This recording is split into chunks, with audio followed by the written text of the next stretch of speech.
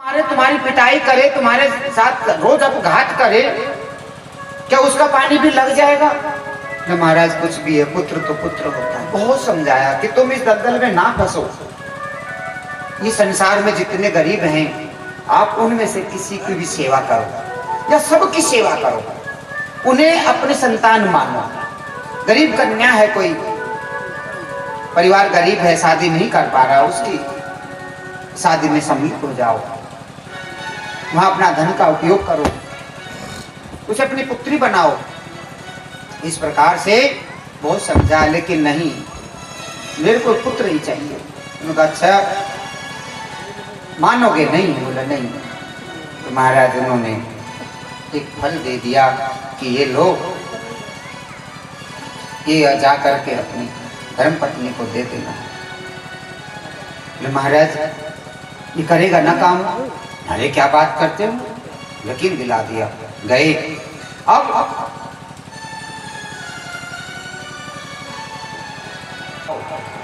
इससे तुम्हारे को एक बहुत अच्छा एक यौगिक पुत्र होगा, क्योंकि ये कोई साधारण संत का दिया हुआ नहीं है।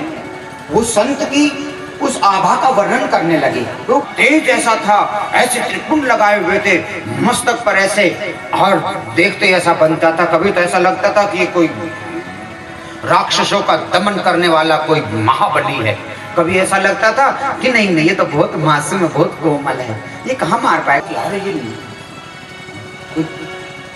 दिव्य है, मैं समझ नहीं पा रहा हूं थे कौन, लेकिन थे बड़े अनोखे।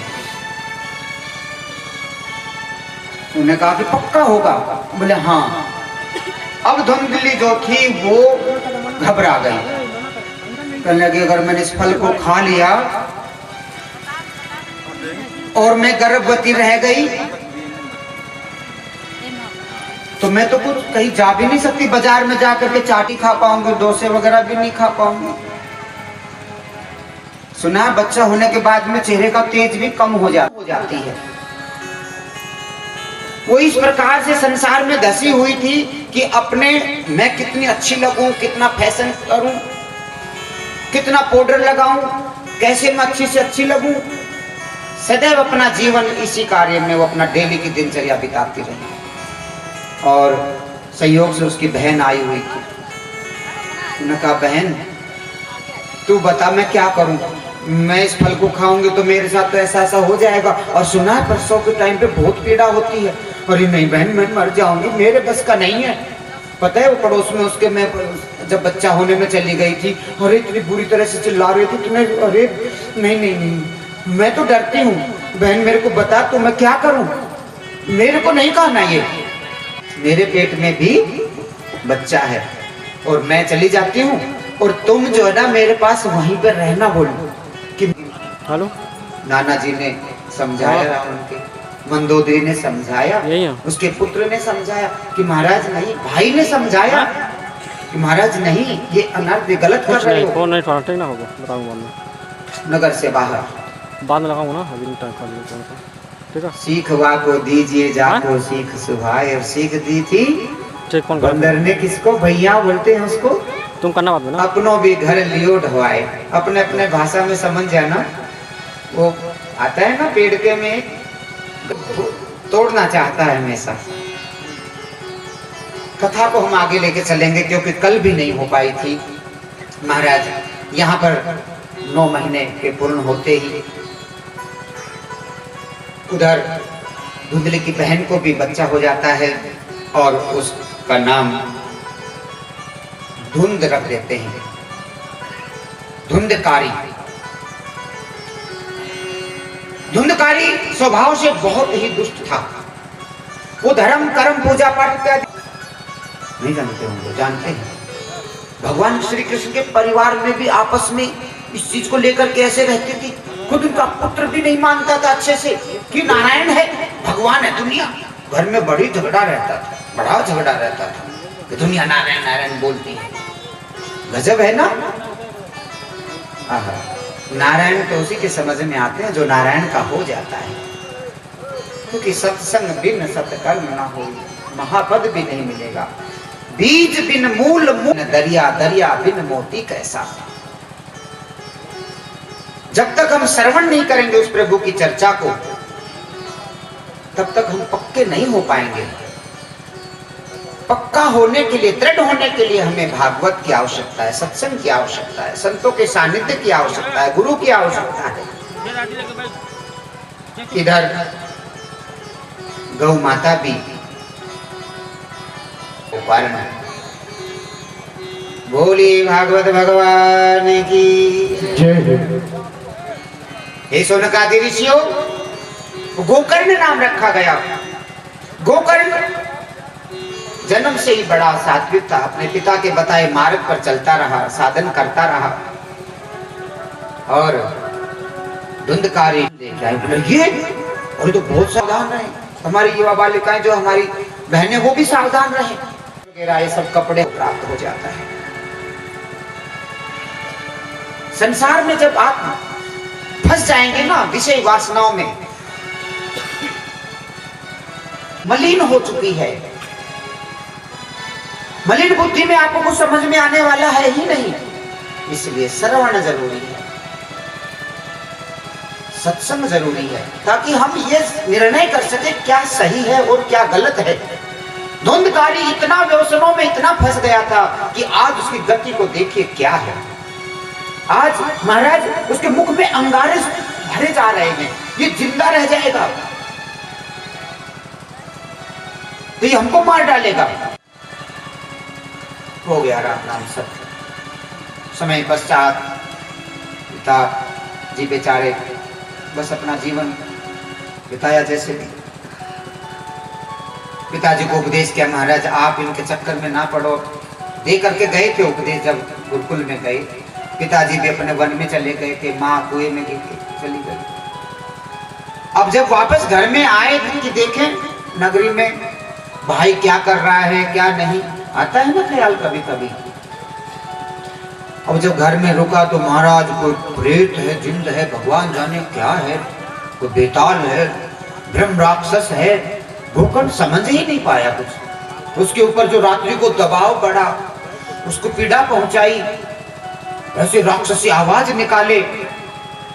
गोकर्ण ने सोचा मेरे साथ ऐसा कैसे हो रहा है। कवच को याद किया और देखा कि ये कौन है, तो देखा रहे तो मेरा भाई है। उनके अंदर कुछ आशीर्वाद दिया, कुछ वेद शास्त्रों का जल उनको तरफ छिड़का, तब वो बोला कि उन्होंने कहा अच्छा गया जी जाकर के बहुत से दान पुण्य कराए, पिंड संस्कार इत्यादि सब कराए, लेकिन उसकी गति नहीं हुई। और भी धर्म कार्य किए लेकिन गति नहीं हुई। थोड़ा सुधार तो आ गया लेकिन गति नहीं हुई। भैया की बहुत दुर्गति है, मेरा भाई है, आखिर मेरा धर्म है कि मैं उसकी गति के लिए कुछ उपाय करूं। हाँ वही है वही, हमारा धर्म बनता है। हाँ मिल गया। हम पुत्र हैं, हमारा जो भी रिश्ता है, हम दोस्त ही सही, हम उससे जुड़े हैं और उसको कोई करने वाला नहीं है, तो हमारा धर्म बनता है क्योंकि संस्कारों से हम जुड़े हैं एक दूसरे के। आप समझ रहे होंगे कि पहले हम किसी और जगह थे, आज हम इस महापंडाल के अंदर हैं जहां भागवत का पाठ चल रहा है। युग युग से हम सब मिलते आ रहे हैं, ये सब आत्माएं कोई नई नहीं है। जो बीत गए हैं जो बीत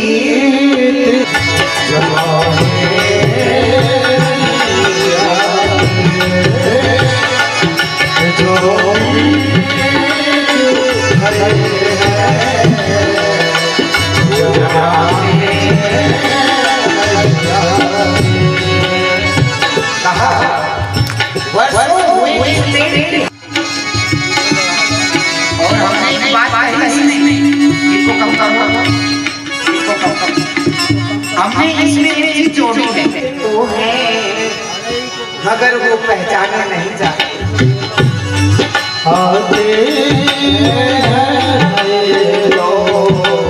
पहचाने नहीं जाते।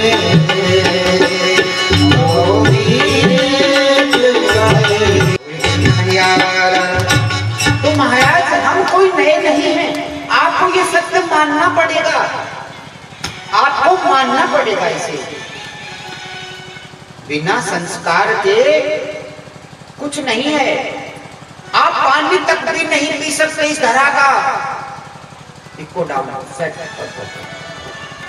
इस धरा पे आप पानी, आप निर्भाग हैं, हम सब निर्भाग हैं। थोड़ा बढ़ाओ दिल का। अकेला आदमी अपने स्वयं के भाग्य से कुछ नहीं कर सकता।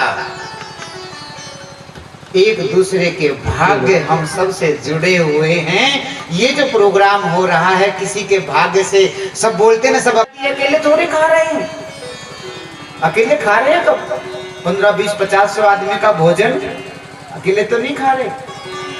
लेकिन इनके पास में आप सबके नाम का भगवान ने व्यवस्था, सब एक दूसरे के भाग्य से हम चल रहे हैं भाई। इसलिए एक दूसरे का सम्मान करते हुए आगे बढ़ो और उस नारायण के राह पर लग जाओ। यही भागवत सिखाती है, भागवत बताती है।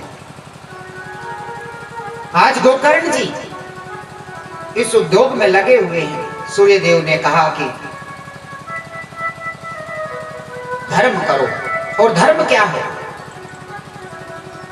कर्म से हमें संसार में हमें जिस चीज की आवश्यकता है वो सब हम प्राप्त कर लेंगे, मेहनत करके, मजदूरी करके, नौकरी करके।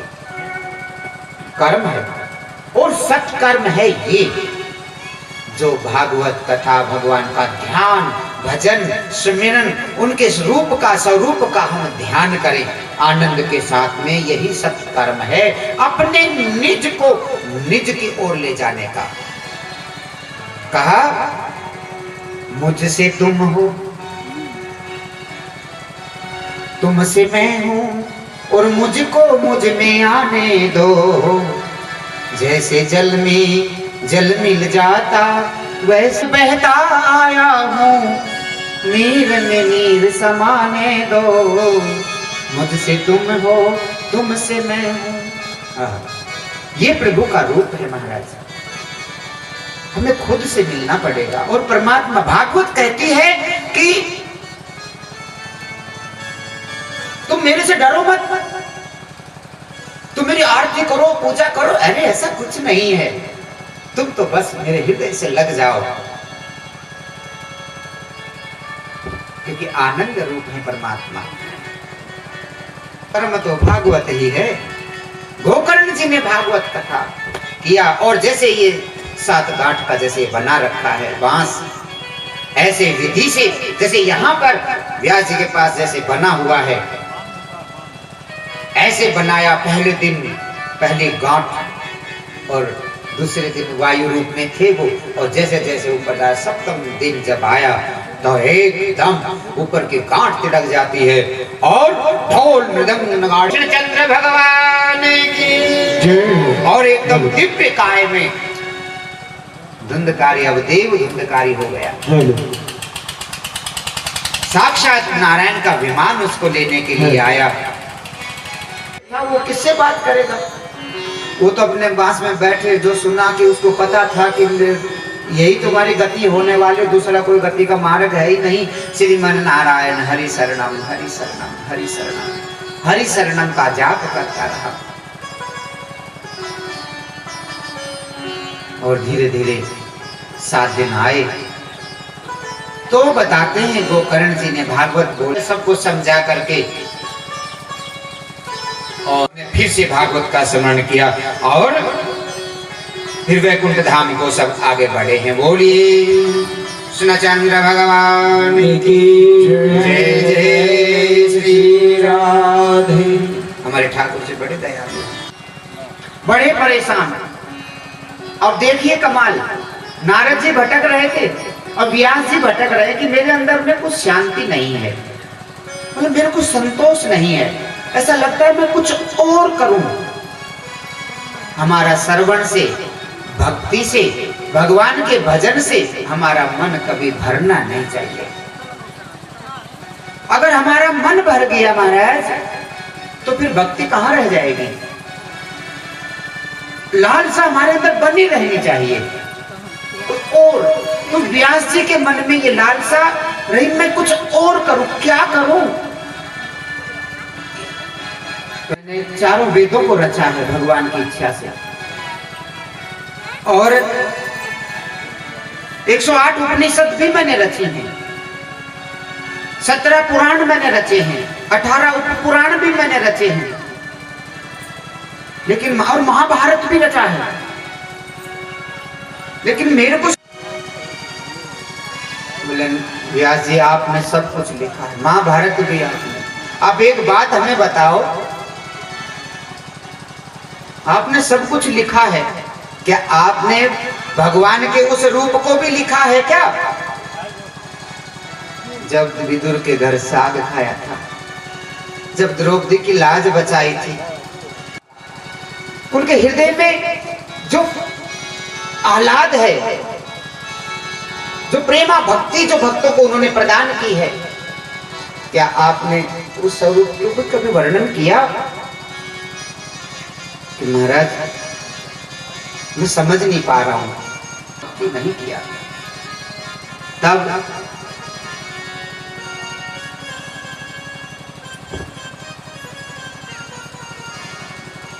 श्री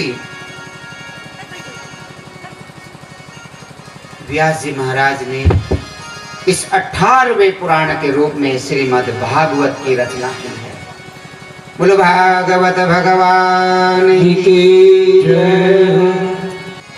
कि राजा परीक्षित को भगवान ने आपने बताया, बोला अभी कि राजा परीक्षित को सुनाई सुखदेव जी ने, व्यास जी ने भागवत की रचना की। 18,000 इनके श्लोक है इसके अंदर।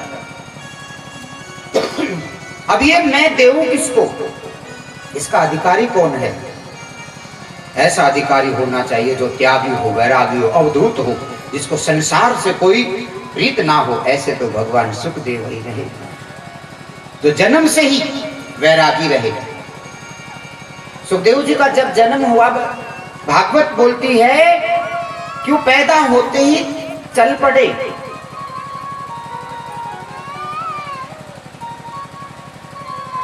मोह से ग्रस्त, मेरा बुढ़ापे में, वृद्धावस्था में एक पुत्र है, और वो भी 18 ऐसे युवा भी हो जाते हैं, क्योंकि वो तो परमात्मा की लीला रहे ना। अब सुखदेव जी के पीछे पीछे जब व्यास भगवान जब पड़े हैं, तब वृक्षों ने उत्तर दिया, महाराज आप ये तो योगी हैं, ये तो निर्विकल्प हैं, आप इनके पीछे कहां जा रहे हैं? उन्होंने भी कहा पता नहीं कितनी बार हम एक दूसरे के रिश्तेदार ना। थोड़ा भगवान का कीर्तन हो जाएगा, आनंद का है, थोड़ा सा मन दिया। बांके बिहारी लाल की जय हो।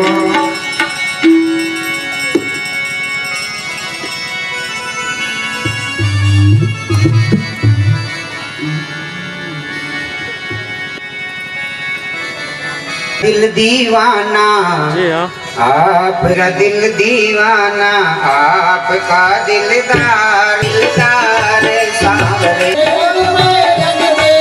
मेरे यार सांवरे, दिल दीवाना है आपका दिलदार सांवरे, दिल दीवाना आपका दिलदार सांवरे।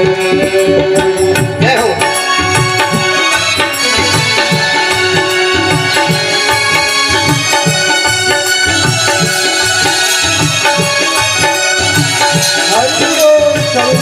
सेवा करते हुए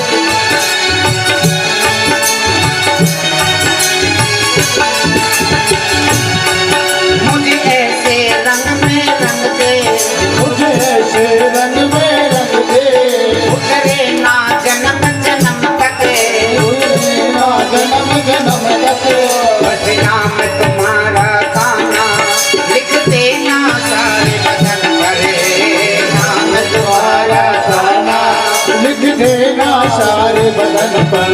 मुझे अपना बना कर,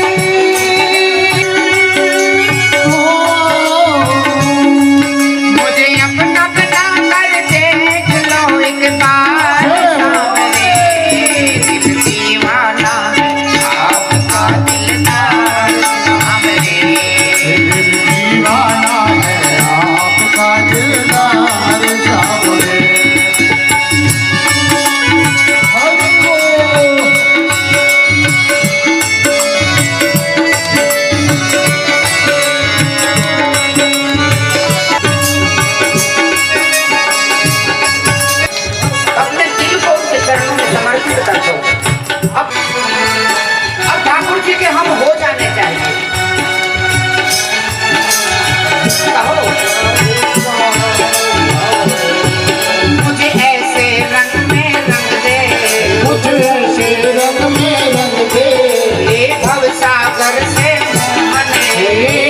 सागर से मोहन तुम माधी बनकर आना, तुम माधी बनकर आना, हे भव सागर से मोहन तुम माधी बनकर आना, हे भव सागर।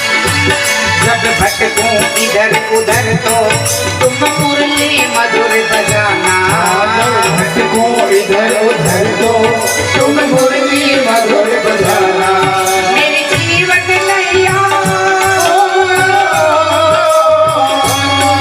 मेरे जीवन मेरे चल उस पार जाऊंगी। हमारी बजानी आनंद दिल से बोलता है, दिल से आवाज आता है।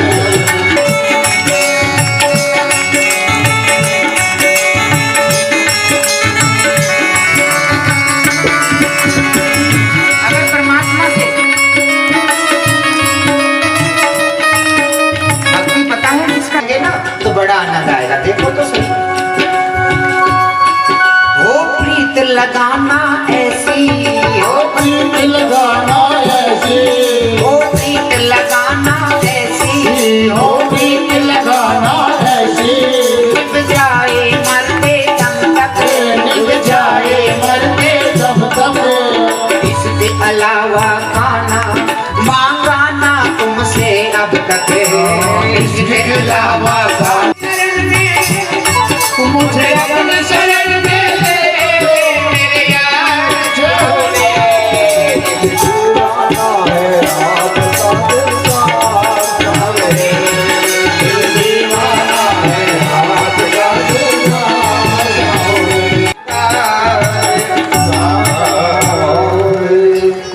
ऐसे हमें समर्पण नहीं कर रहा है, चल रहा है। आप आपकी सेवा में ऐसे लगे हो दुकान पे, आप कोई मजदूरी उनसे नहीं ले रहे, एक दिन जाएगा, 2 दिन, 10 दिन, तो सेठ जी को फिक्र होगा ये यार आता है कुछ लेता है नहीं।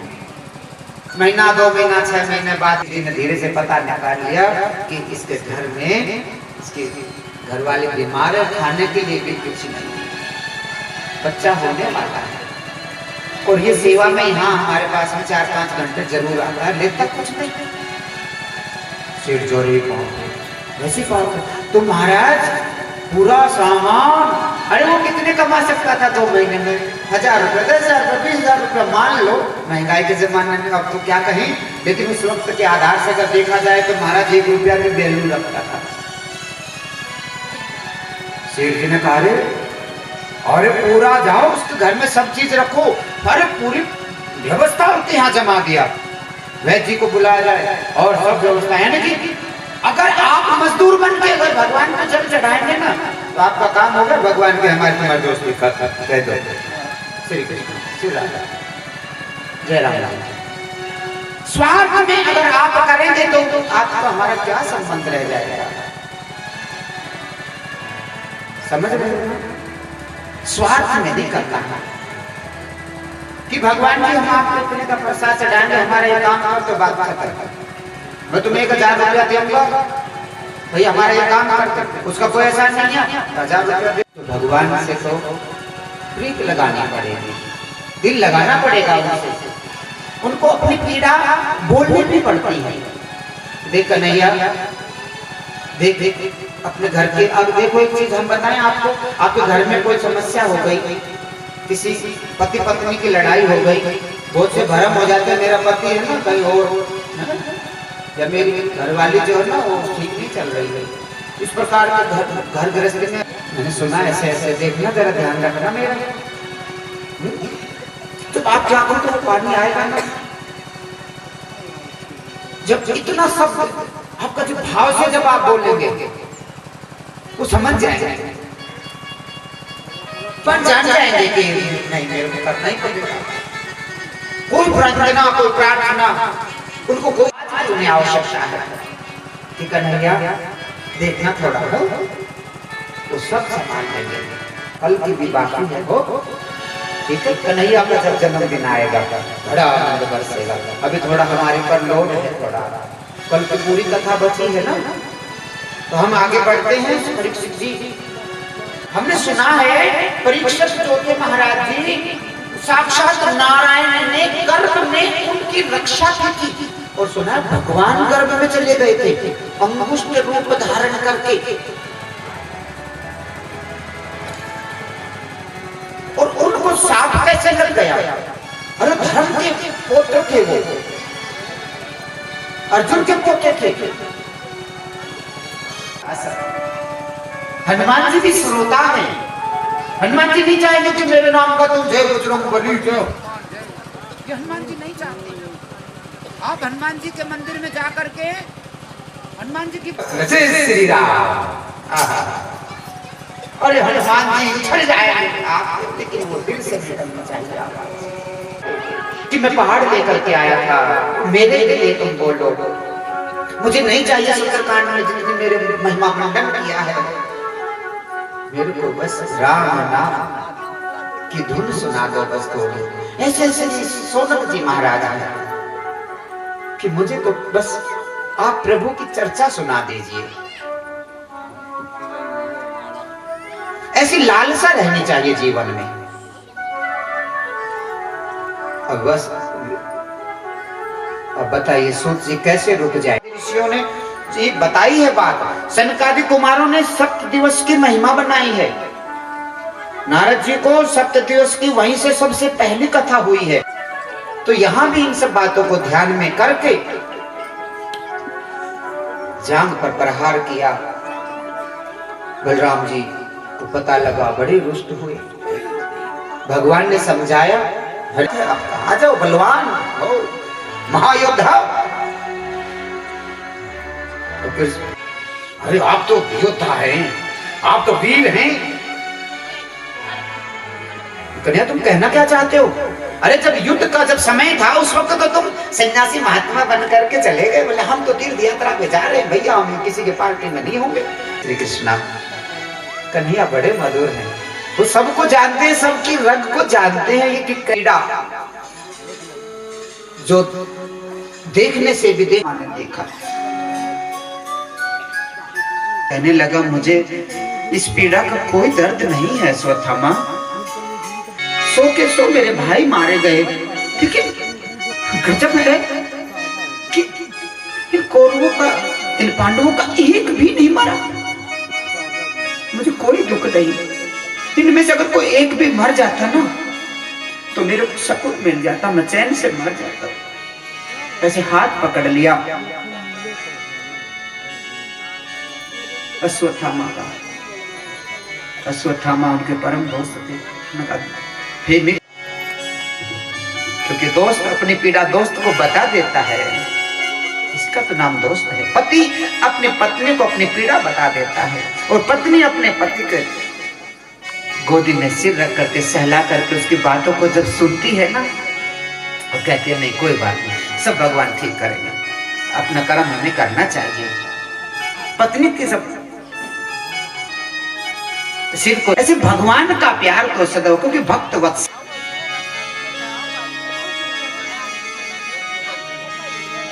बैठ गए। अरे कन्हैया क्या बात? भैया मेरे को नींद नहीं आ रही है। क्यों? अरे वो सब सपने में आता है ना, तुम सब नाम पर भगवान लोगी तो कहते हो भगवान थोड़ी होगी क्या कि लोगी तुम। अरे अर्जुन ने इतने तीर छोड़े, इतना खून खराबा, मेरे बाप रे, वो सब मेरे को जब आंख बंद करता हूँ तो मेरे को सब दिखाई पड़ रहा है। भैया चल मेरे को कहीं घुमा के लाओ ना, हम इस मतलब युद्ध के खून खराबे वाले माहौल से कहीं दूर लेके चलो आप मेरे को। तो कन्हैया तुम कैसी बात? नहीं अच्छा चल ठीक है। हाथ पकड़े हो भगवान के। युधिष्ठिर जी, अश्वत्थामा आ जाता है और उसके जो बच्चे थे पांचों, वो धीरे से खाली बिस्तर समझ करके उसमें सो जाते हैं। और अश्वत्थामा उनका शीश काट करके ले जाते हैं महाराज।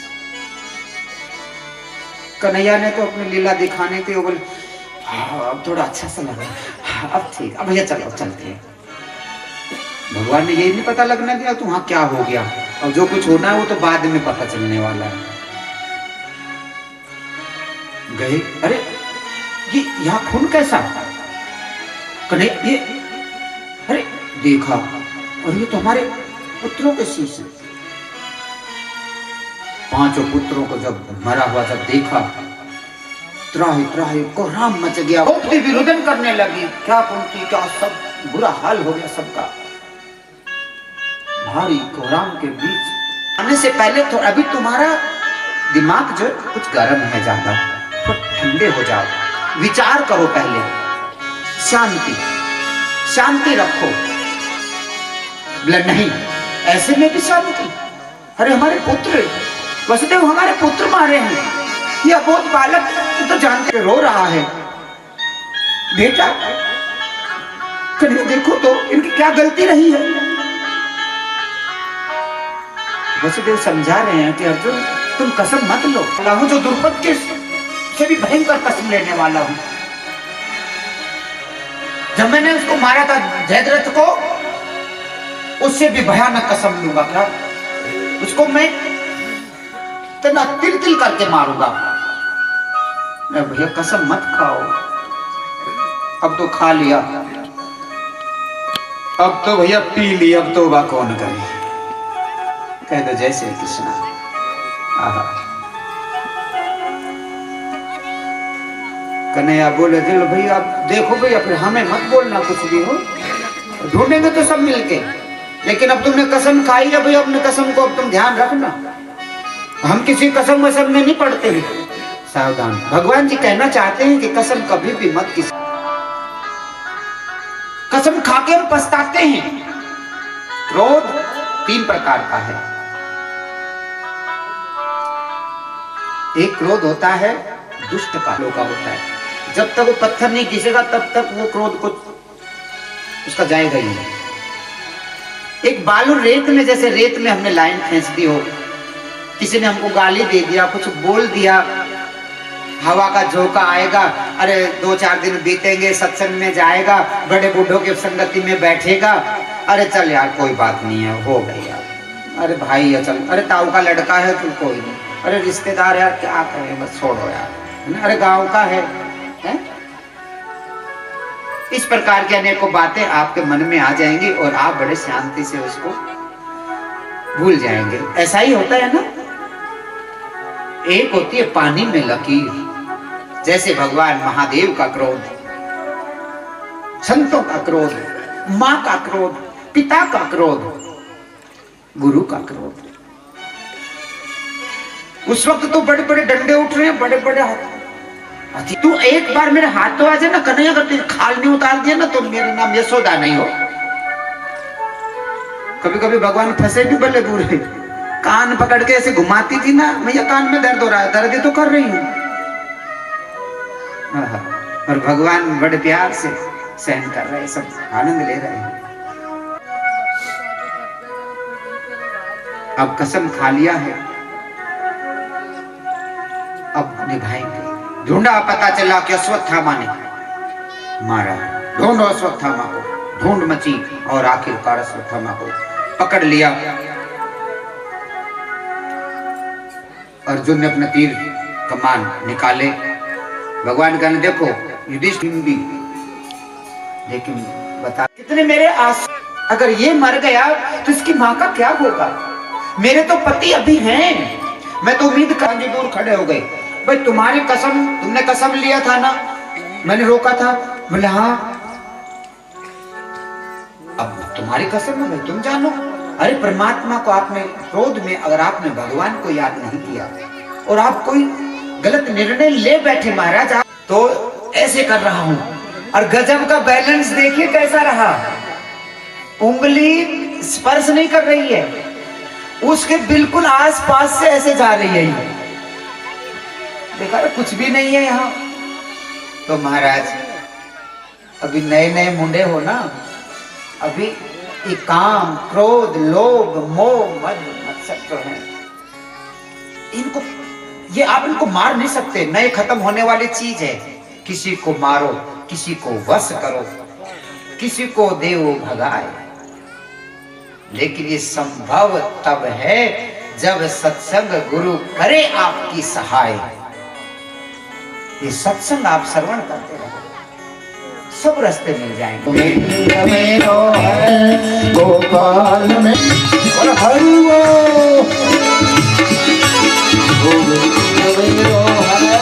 गोपाल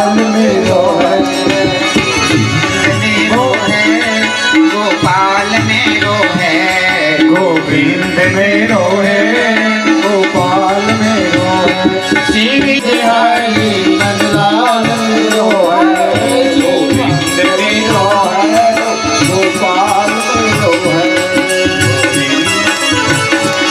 वो बाके बिहारी नंदलाल मेरो है, वो बाके बिहारी नंदलाल मेरो है, गोविंद मेरो है, गोपाल मेरो है, गोविंद मेरो है, गोपाल मेरो है। सब लोग ताली बजाते हुए चलता है। जय जय श्री गुरु। इस भाव को समझो कि गोविंद भगवान जी भी आंखें खोल करके बैठे हैं। देखो कन्हैया, अभी कुंती ने माफ किया है, सजा दी है, अभी और भी है। क्या अभी परीक्षित को राज्याभिषेक भी होना है।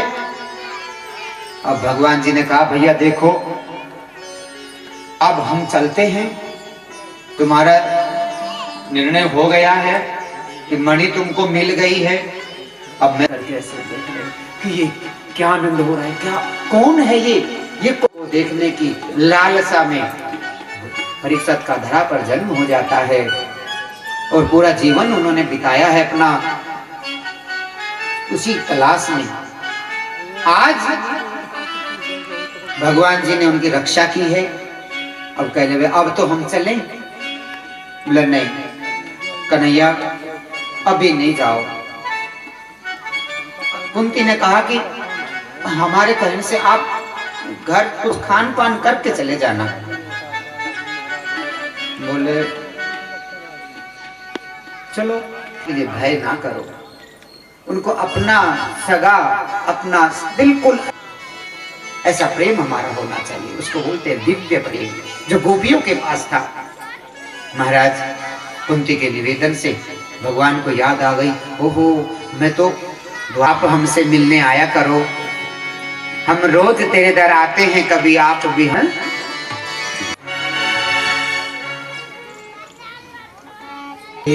हो भगवान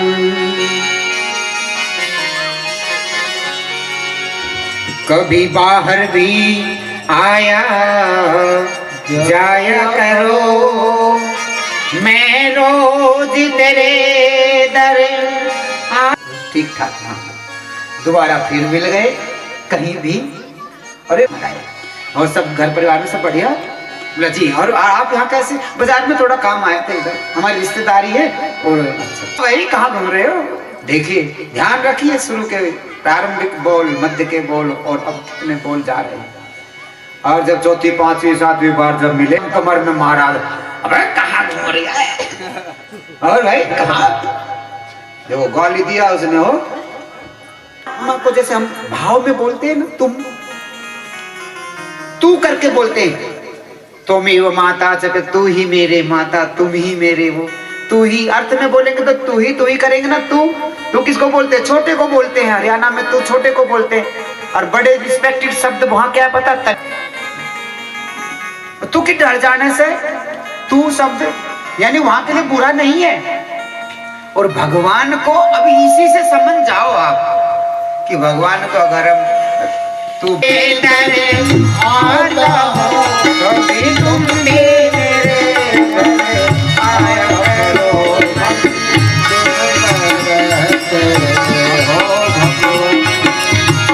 बाहर भी आया जाया करो, मैं रोज तेरे दर आता हूँ, मैं रोज दिल में रह।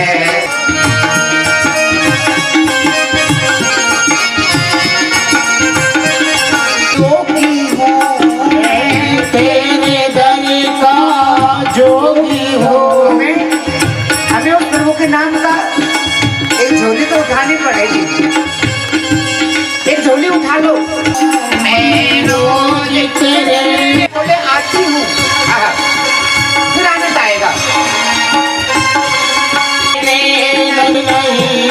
इतना तो सताना ठीक नहीं, इतना तो सताना ठीक नहीं आते जो मेरे नजदीक नहीं आते मेरे नजदीक नहीं इतना तो सताना ठीक नहीं तो सताना ठीक नहीं ओ मैं दिल से तुमको चाहूं कभी तुम भी मुझे अपनाया करो मैं रोज तेरे दर आया कभी तुम भी मेरे घर आया करो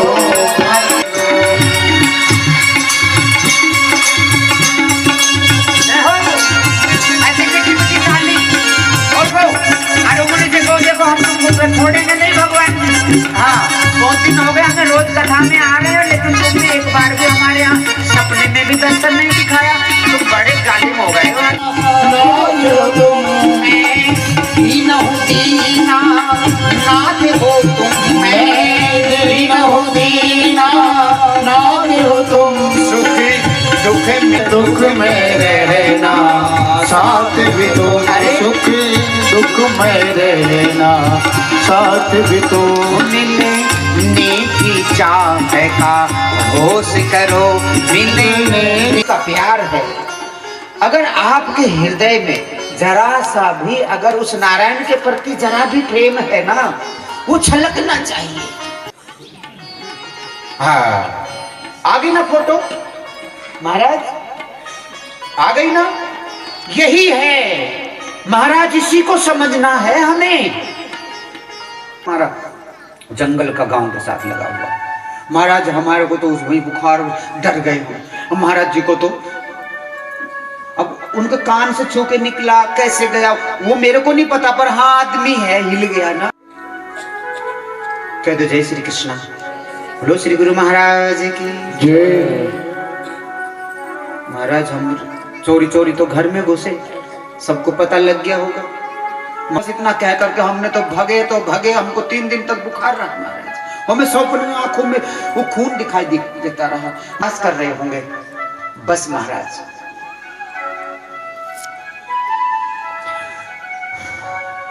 यहां से अब हम उनके हो गए। कह दो जय श्री कृष्ण। और जब आप उनके हो जाएंगे तब वो आपको मानेंगे कि मेरा है। कुछ जरूरी नहीं है कि आपके यहाँ भगवान लड़का बनकर पैदा होंगे लल्ला बन के आएंगे तभी वो लल्ला बनेंगे तुम्हारे। नहीं नहीं वो तुम्हारे लल्ला आज भी हैं। यही तो बता रहे हैं कि मैं सबका लल्ला हूं और सब मेरी लल्ली है। कह दो जय श्री कृष्णा। ये प्रेम होना चाहिए। भागवत प्रेम है ये प्रेम सागर है। आप इसके प्रेम में जरा इस रसने पर डुबकी तो लगाओ देखो तो सही इसमें क्या है। लेकिन ऐसे नहीं मिलेगा आपको सुन करके बैठना होगा थोड़ा ध्यान लगाना होगा रजा होकर कन्हैया का स्वरूप को निहारना होगा। अभी साकार में आप रहेंगे ये स्वतः फिर निराकार में पहुंचा देगा। साकार और निराकार कोई अलग नहीं है। बर्फ के जैसा बर्फ साकार है और जल निराकार है महाराज।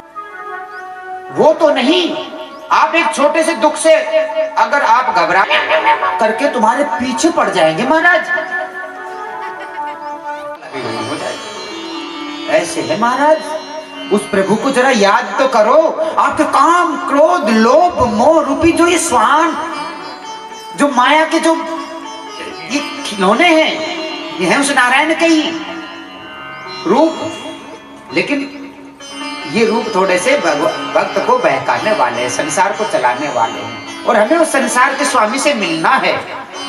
तो महाराज आनंद तो इसी का नाम है। यहाँ पर महाराज भीष्म पितामह के पास जाते हैं। भीष्म पितामह तो आनंद से कन्या के आने के पैरों की जो खड़ाओं की जो जो कानों की जो झुंझुनाहट थी जो उनके गले के जो मोती रहे उनके जो स्वर निकले जो पट्टा उनके ऊपर जो डला हुआ था उनके घुंघरू की जो झनकार उनके सुनने को उनके कानों की उनके हाथों की झुनझुन की आवाज से सुनी देखने को अब आंखें बंद हैं और कन्हैया को देखा, कन्हैया, अरे कन्हैया लल्ला, आज तक जो भी बोला भगवान को, लेकिन यहाँ वसुदेव को लगा कि मेरे कन्हैया आ रहा है। अरे कान्हा लल्ला, भगवान की आंखों में आंसू आ गए। ये पहचान लिया तुमने? हाँ, अरे कान्हा तुम्हें कौन नहीं पहचाने रे, तेरे को तू तो अलग ही है। अच्छा बता क्या बात है, क्यों आया है? कुछ ऐसे बताने आया है क्या मेरे को? बोला नहीं पितामह, ऐसी कोई बात नहीं है। कहना तो बड़ा बस छलिया है, इतना सब कुछ। अरे तुम स्वामी संसार का है, फिर यहाँ विषम पितामह ने उनकी वंदना की है, उसी स्वरूप की, उसी आनंद की। अरे मेरी प्रतिज्ञा को रखने के लिए कन्हैया तुमने, मेरी प्रतिज्ञा चली जाती कोई बात नहीं थी, लेकिन अपने भक्त का मान न जाने पाए। मेरा मान भले ही जाए पर मेरे भक्त का मान कभी न जाए। तूने मेरे पहले मेरे आंखों से कितने अपराध हुए हैं, कितने कितने मैंने अपराध देखे हैं और मैं कुछ कर नहीं पाया, फिर भी भगवान ने अपनी प्रतिज्ञा को तोड़ा है और विषम पितामह की प्रतिज्ञा को रखा है। बोले आए क्यों हो? बोले आप के दर्शन करने के लिए। कल आप दर्शन हो गए, आखिरी इच्छा अगर पूरी करनी हो तो बात करो हमसे, नहीं तो कोई बात नहीं है। पितामह आप आज्ञा कीजिए, आप आज्ञा तो कीजिए। बोले देखो मेरी एक पुत्री है, उससे मैं तुम्हारी शादी करना चाहता हूं। अरे आप बाल ब्रह्मचारी हो, सब सोच में पड़ गए और आप लगा पिता मैंने कब शादी कर लिया, कब पुत्री हो गई, सब भैया देखने लग गए, सब चक्कर में पड़ गए।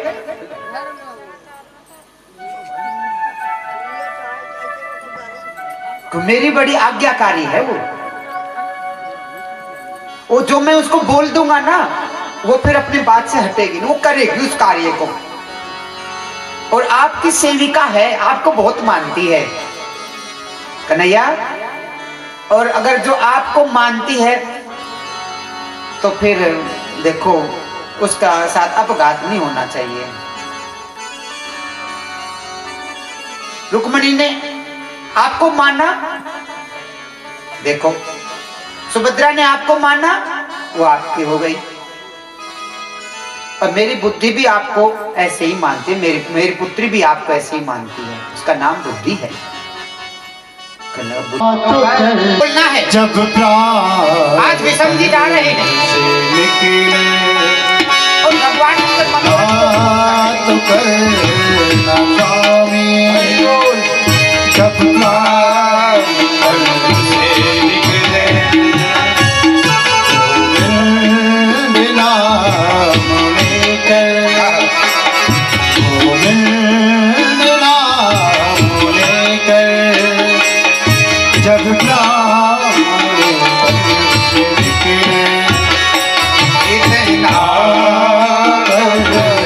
स्वामी,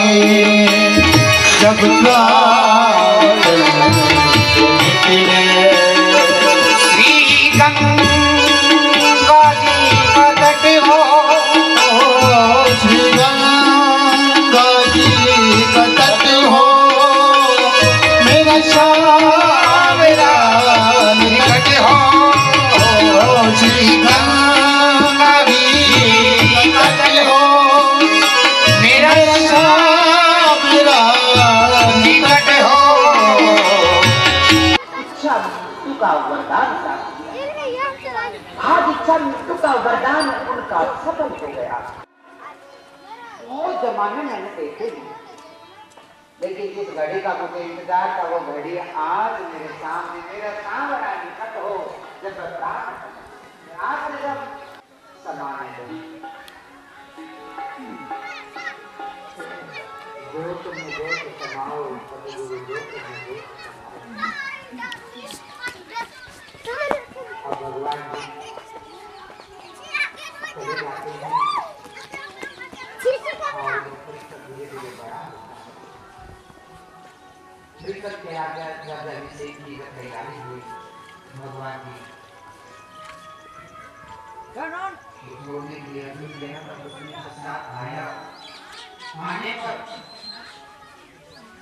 भरत के नापुर में को बताया कि महाराज आप खत्म हो गए हैं विचार हो गया चारों तरफ हवा में तो शीतल जो सुगंध थी वो आज नहीं तो रेला आया हुआ है वहाँ सुगंध की वहाँ दुर्गंध जैसी महसूस हो रही है कोई अनहोनी अर्जुन को निराश देख करके उस सबसे पहले कुंती पहुंचती है कि बेटा कन्या कैसा है मेरा कान्हा कैसा है बुआ लगती थी ना बुआ भतीजे में बड़ा प्रेम होता है कन्हैया कैसा है कन्हैया कोई बारे में कोई जवाब अर्जुन दे नहीं पा रहे क्या बताऊं अरे अब मेरा आधार तो रहा ही नहीं अरे मैं तो उस कन्हैया के नाम से अपनी सांसें ले रही थी कि वो आएगा मेरे से दोबारा मिलेगा अब वो भी आस खत्म हो गई है क्यों माँ हम है ना अरे बेटा तुम अपनी जगह हो उसकी जगह कोई नहीं ले सकता उस प्रभु की जगह कोई नहीं ले सकता माँ अपने पुत्र से प्रेम करती है पति सोचता है कि अब ये मेरे से प्रेम नहीं करती नहीं वो बराबर प्रेम कर रही है आपसे लेकिन पुत्र के प्रति उसका जो स्नेह है वो अलग है और पति के प्रति जो स्नेह है वो अलग है कुंती ने कहा वो मेरा पुत्र था मेरा स्नेह अब मैं भी वन में जाती हूँ धृतराष्ट्र गांधारी और कुंती एक साथ अपने वन में चले जाते हैं और तपस्या करके अपने शरीर को शांत करते हैं परीक्षित भी बड़े हो जाते हैं मतलब इतने बड़े नहीं थे किशोर ही अवस्था थी लगभग 11-12 साल के रहे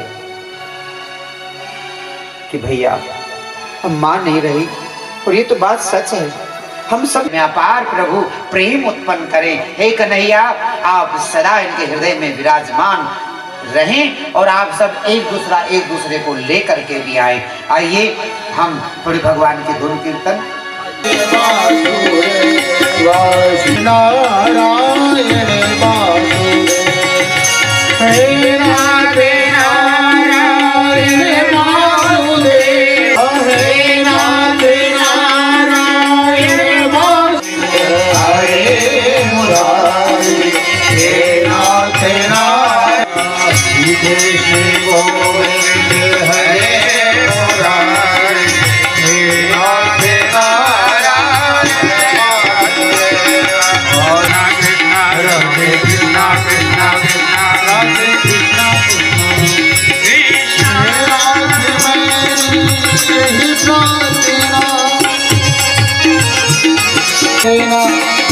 सभी लोग खड़े हो जाएं आरती के लिए आइए आरती हो आरती पापियों को पाप से है तारती श्री भागवत भगवान की है आरती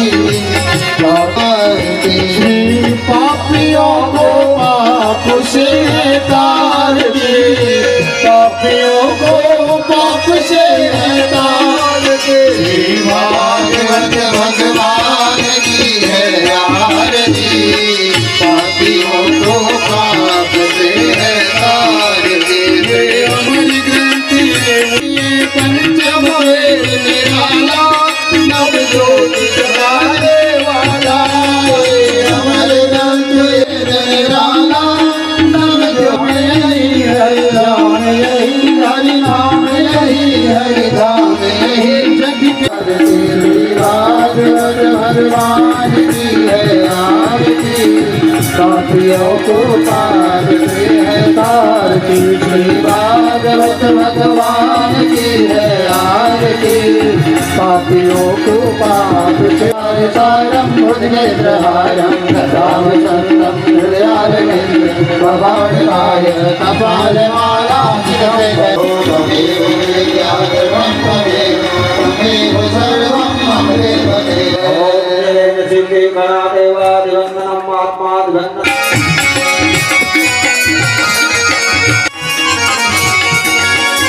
हो राम आएंगे तो अंगना सजाओगे, दीप जला के दिवाली में मनाओगे, हो दीप जला के दिवाली में मनाओगे। हो प्यारी प्यारी राधा संग, हो प्यारी प्यारी राधा संग में रंगे आएंगे राम आएंगे, हो राम आएंगे, हो राम आएंगे आएंगे राम आएंगे, हो राम आएंगे आएंगे भूल जाएंगे राम आएंगे, हो मेरी झोपड़ी के भाग्य आज भूल जाएंगे राम आएंगे। श्रीमद्भागवत नहीं खोलो, नहीं छेड़ नहीं काना बोलो, विकारन को मैं तेरी दीवानी हो गई, मैं तेरी दीवानी हो गई, हो गई हो गई खो गई खो गई रे, मैं तेरी दीवानी हो गई, तेरा कर तेरा मनिए, मैं तेरी दीवानी हो गई, हो गई। बोल बाके बिहारी लाल की जय, जय जय श्री राधे श्याम। सिर पे कपड़ा रखे करो, बढ़िया एक को ले लो अच्छा सा दुपट्टा, हैं सिर पे रखे करो।